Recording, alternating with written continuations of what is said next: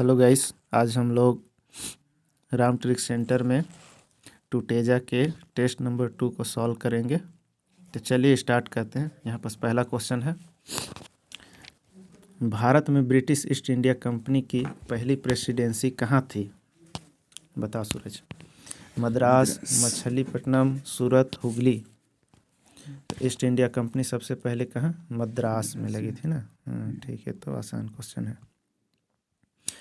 Question number 2 है, चंद्रनगर एक British colony थी, फ्रेंच कॉलोनी थी, पुर्तगाली कॉलोनी थी, उपरोक्त में से कोई नहीं। तो चंद्रनगर एक फ्रेंच कॉलोनी थी, याद भी रखना है।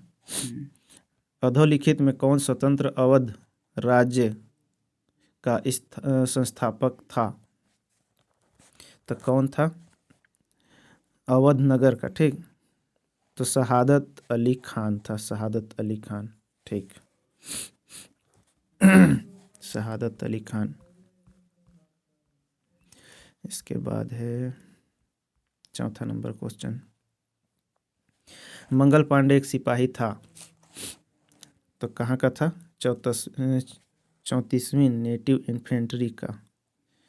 34 नंबर का उसका वो था, क्या बोलते हैं, कैंप था, उसमें रहता था यह। ठीक, मंगल पांडे सुना होगा।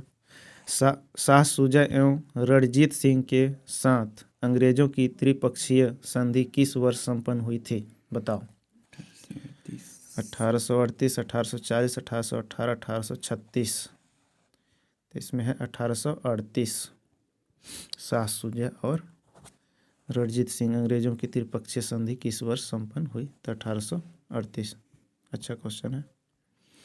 1857 के विद्रोह के समय ब्रिटेन का प्रधानमंत्री कौन था? तो कौन था? पामस्टन था।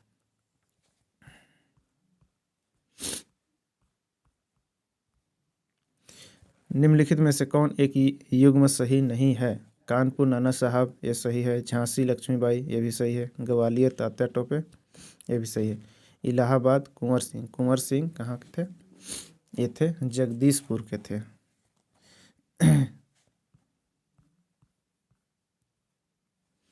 संथाल विद्रोह कहाँ हुआ था? तो झारखंड का था। राजमहल। राजमहल लेकिन बिहार में है, तो बिहार में हुआ होगा। संथाल विद्रोह बिहार में। राजमहल बिहार का है ना। 19वीं सदी के भारतीय पुनर्जागरण में किसका अधिक योगदान था? 19वीं सदी के भारतीय पुनर्जागरण में किसका अधिक योगदान था? तो जब अंग्रेज लोग का विरोध करने के लिए खड़े हुए, तो सबसे ज़्यादा उनकी जो शिक्षा था, पश्चिमी शिक्षा, अंग्रेजी वाला, वो सबसे ज़्यादा इम्पोर्टेंट था, क्योंकि इसी में पत्रकार वगैरह सब छपता था, समाचार वगैरह। तो ये था उसका मेन उद्देश्य।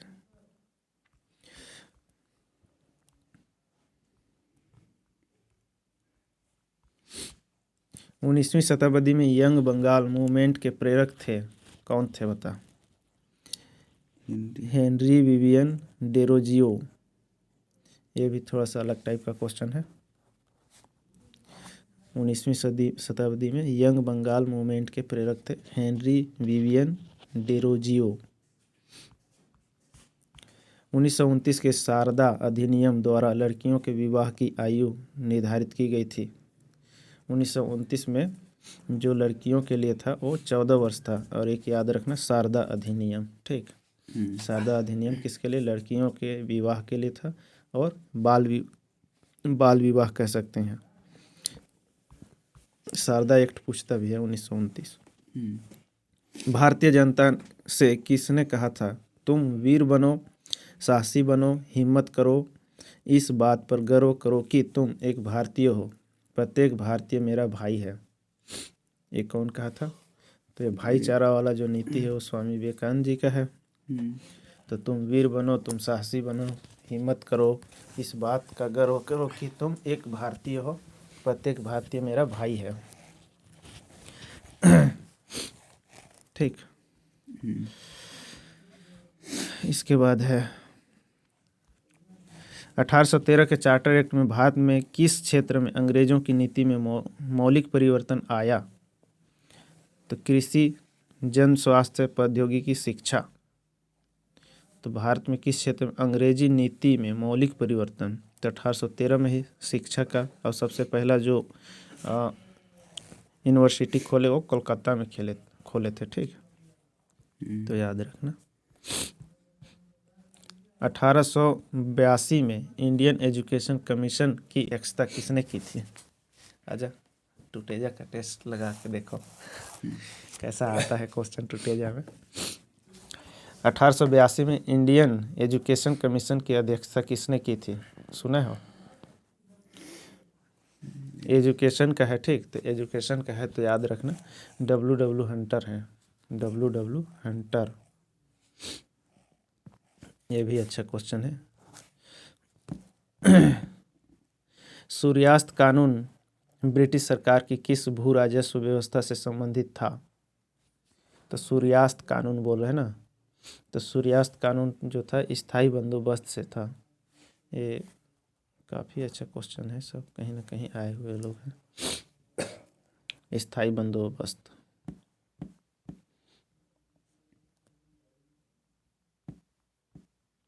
निम्नलिखित में से किस अधिनियम द्वारा भारत के गवर्नर जनरल को अध्यादेश जारी करने की शक्ति प्रदान की गई? अध्यादेश जारी करने की शक्ति तो चार्टर एक्ट 1833 नहीं, भारतीय परिषद अधिनियम 1861 है, जिसमें कि अध्यादेश तो जानते हो ना क्या होता है। अरे जिसमें जैसे राष्ट्रपति राज्यपाल को देते हैं, जब अधिवेशन नहीं चलते रहता है उस समय शक्ति रहता है कि वो कोई भी कानून पास कर सकता है। फिर जब वो स्टार्ट होगा बैठक, इसके बाद फिर उसको पास कराना पड़ता है 6 हफ्ते के अंदर। तो इसका जो सबसे ज़्यादा कार्यकाल होता है 6 महीने 6 हफ्ता तक जाएगा। वर्नाकुल प्रेस एक्ट किसने समाप्त किया था? Lord Curzon, Lord Lytton, Wellesley, Lord Ripon ने। तो रिपन अच्छा मतलब काम करता था, वर्नाकुल प्रेस एक्ट को समाप्त कर दिया था। ठीक, मतलब प्रेस वगैरह छापो मत करके उसमें था, तो उसको समाप्त किया था, फिर से छापने के लिए अनुमति दे दिया था। किस वायसराय द्वारा कांग्रेस को प्रतिबंधित कर दिया गया था? बताओ। कांग्रेस को प्रतिबंधित ना तो लॉर्ड विलिंगडन। हाँ, विलिंगडन। और कौन बनवाया था कांग्रेस को? लॉर्ड डफरिन, वायसराय डफरिन था। ठीक, जो बनवाया था। और लॉर्ड विलिंगटन क्या किया? प्रतिबंधित कर दिया। तो दोनों को याद रखना, क्योंकि कुछ भी पूछ सकते हैं वहाँ मेन एग्जाम में। भारतीय राष्ट्रीय कांग्रेस के प्रथम यूरोपीय अध्यक्ष थे, कौन थे? तो अध्यक्ष था ना, सबसे पहले बनवाए तो A.O. ह्यूम थे, इसको संस्थापक बोलते हैं कांग्रेस का संस्थापना। लेकिन सबसे पहले जो किए वो जॉर्ज यूले थे। ठीक, अध्यक्षता। 1916 के लखनऊ अधिवेशन में क्या हुआ? तो लखनऊ अधिवेशन में क्या किए थे? मुस्लिम लीग और कांग्रेस दोनों क्या है, एकजुट हो जाते हैं। और 1907 में याद रखना, 1907 में सूरत अधिवेशन जब होता है तो वहाँ पर ना मुस्लिम और क्या बोलते कांग्रेस और गरम दल और नरम दल नहीं, 1907 में सिर्फ गरम दल और नरम दल अलग अलग होते हैं। और मुस्लिम लीग तो देखेगा तो 1905 से जब बंगाल विभाजन होता है तभी से अलग अलग चले गए रहते हैं।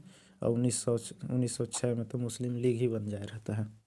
तो यहाँ सब तीनों एक हो जाते हैं, एकजुट हो जाते हैं। और साथ में यहाँ का सबसे बड़ा लॉस ये हो जाता है कि यहीं से शुरू होता है कांग्रेस वाले लोग का मतलब मुस्लिम लीग के मतलब जो मांग रहता है उसको पूरा करने का शुरू, क्योंकि इधर से ही ना वो पृथक निर्वाचन वगैरह का मांग कर दिए रहते हैं और उसमें मान गए रहते हैं ये लोग। वहीं से बोलते हैं कि जो भारत विभाजन का जो बीज है ना यहीं से बोया गया है।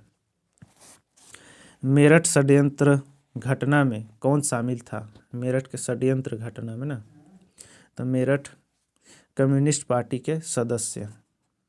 तो ये भी अच्छा क्वेश्चन है 21 नंबर का। कम्युनिस्ट पार्टी के सदस्य थे। हाँ, इनमें से किसने चटगांव शस्त्रागार में वंदे मातरम के नारे के साथ तिरंगा ध्वज लहराया? तो बताओ किसने लहराया? सूर्य सेन ने। ठीक। चटगांव शस्त्रागार। निम्नलिखित को कालक्रम अनुसार लगाते हुए नीचे दिए गए कूट से सुमेलित करना है। तो बताना है द्वितीय गोलमेज सम्मेलन कब हुआ था? ऑप्शन कहाँ गया इसका? अच्छा, इसमें वो देखना है ना। द्वितीय गोलमेज सम्मेलन कब हुआ था? तो 1931-32 होता है ना, तो ये लगभग 1932 के लगभग हो गया। और दांडी मार्च कब हुआ था? तो दांडी मार्च 6 अप्रैल 1930 को, तो ये उससे पहले हो गया है। पूना पैक्ट कब होता है? तो प्रथम गोलमेज सम्मेलन के जस्ट बाद होगा, मतलब जस्ट पहले होगा, तब तो दूसरा गोलमेज सम्मेलन में कांग्रेस वाले लोग शामिल होंगे, तो पूना पैक्ट उसके आगे आ जाएगा। 3-1। गांधी इरविन समझौता, नहीं पूना पैक्ट नहीं यार, गांधी इरविन समझौता आ जाएगा द्वितीय गोलमेज सम्मेलन से पहले। और दांडी तो पहला हो जाएगा 2, इसके बाद क्या हो जाएगा 4, इसके बाद क्या हो जाएगा 1, फिर होगा 3। पूना पैक्ट तो बाद में होता है। हाँ, 2, 4, 1, 3 देखते हैं। 2, 4, 1, 3, ठीक है, ऐसे होगा। तो ऐसा क्वेश्चन आता ही आता है एक न एक ठो सही जोड़ी मिलाने के लिए। 12 मिनट, 30 क्वेश्चन नहीं होगा क्या? 30 क्वेश्चन तक कर देते हैं। निम्नलिखित में से किसको भारत के राजनीतिक असंतोष का जनक कहा गया? तो असंतोष मतलब जो ज़्यादा से ज़्यादा ना वो फैला के रखते थे। उनका जो समाचार पत्र था वो भी पूरा विरोधी वाला चलता था। बाल गंगाधर तिलक है इनका।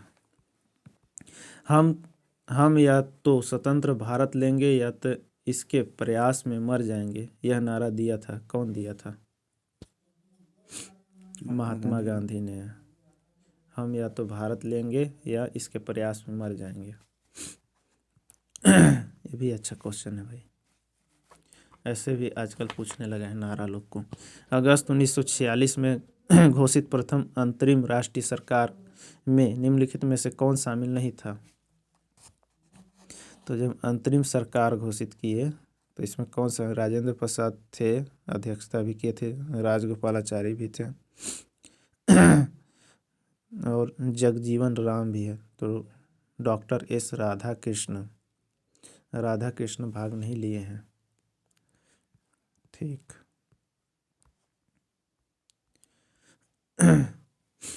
1945 के शिमला सम्मेलन में कांग्रेस के प्रतिनिधि मंडल का नेतृत्व किया गया।